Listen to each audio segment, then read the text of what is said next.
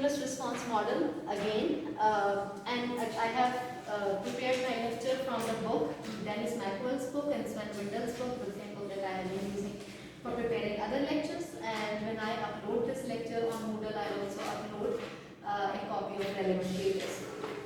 Now, you see here, what does effect stimulus response model say? It says that effects are specific reactions to specific stimuli. This is the same thing that we have been discussing so far, and especially related to the content, related to what I wrote on the board, that in order to get a response, you have to have a stimulus, and a stimulus creates response.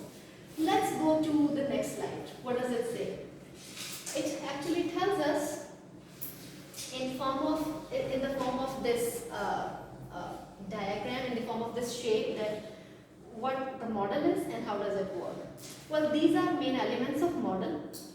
A stimulus, an organism, receiver, who is receiving the message.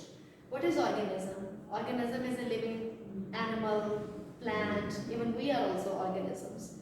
And then they respond. Okay. S is stimulus, which is a message. You see a message. O is organism, person who receives the message. R is effects, whatever, how do they respond to that stimulus.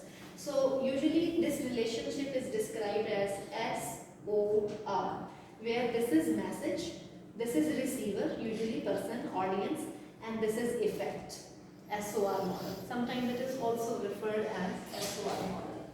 It's interesting, isn't it? It's really interesting. Alright. Now, what I have here is that in the early stage of media effect process studies, the images of hypodermic needle or magic bullet were used to represent media effects. Okay, please just forget this slash here. That's a typing mistake. I'll remove it when I upload the PowerPoint presentation on Moodle.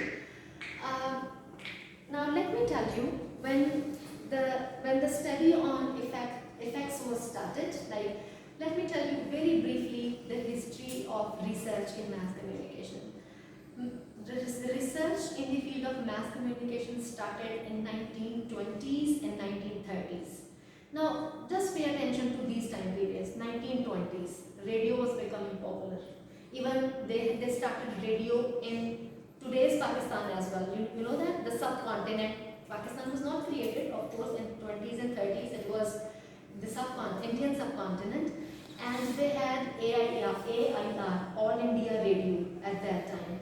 And let me tell you very briefly, when Pakistan came into being, our country inherited 3 radio stations from that AIR, All India Radio. One of them was in Lahore, one of them was in Dhaka, today's Bangladesh, and the other one, if I am not mistaken, was I think, in Peshawar. I don't think if we had one in Karachi, which was capital of the country at that time. So yes, I am saying that in 1920s, when the mass comm research started, it was the time period of radio. Although they had invented TV, still it wasn't a popular medium among people. It was the time of radio, it was the time of newspapers. And also, that was the time when World War I happened. What was the time period of World War I? 1914 to 1918, remember? Yes. And in that period, there was propaganda. There was a lot of propaganda happening because of radio. That is when they started studying research. And when they began research, they started studying the effects of mass communication. So when they began, what I'm saying that is when they began the study of media effects. And when they began with effects, of course, and they said that, wow, media is very powerful. Media can change people completely. Like, what they were saying was that media has powerful effects. For that reason, they came up with these ideas of hypodermic needle or magic bullet. Let me explain what is hypodermic needle, and then I'll explain what is magic bullet. The meaning of hypodermic, this word is something that is beneath our skin.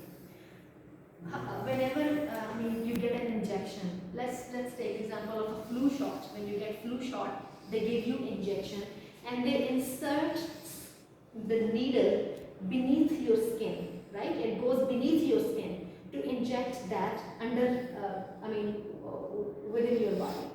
Same is the effect of media. That when you see a message, it works like hypodermic needle. Like it is like message is injected into your veins. This is what they were saying, that media has strong, powerful effects, and it works like hypodermic needle. Just as and we all know that when you give someone injection, it's more effective as compared to taking that medicine, taking any other medicine orally, right? That is more speedy. So they were saying that media has really, really powerful effects. With that magic bullet, media's messages, they go like bullet, which hit people's eyes, people's ears, in a way that what they see, that strongly affects them, that strongly affects their behavior, their choices, their preferences, their likings, their wants, desires, everything. That was the whole philosophy. So this is the context where stimulus response model came. And here I have explained this. Media injected in the veins of the audience. And then they also said that audience react in uniform and predictable ways. Like if I am giving a powerful message, let's say I give a powerful message related to the use of a particular clothing item, a particular brand of clothing. I produce a powerful message, and I assume that what message I am giving will affect my audience uniformly, and I can predict their response. My prediction is my message is very powerful, and whoever sees this message is definitely going to buy this clothing item. This is what it says. Here we have talked about the context in which stimulus response model came. Is this clear to everyone? Very good.